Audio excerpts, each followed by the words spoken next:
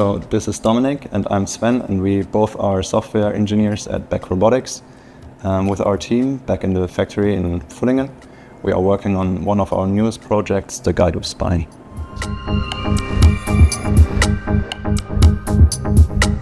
The Guido Spine is a robot assistant for image-guided procedures along the musculoskeletal wrist structures. Mainly, as the name says, the spine.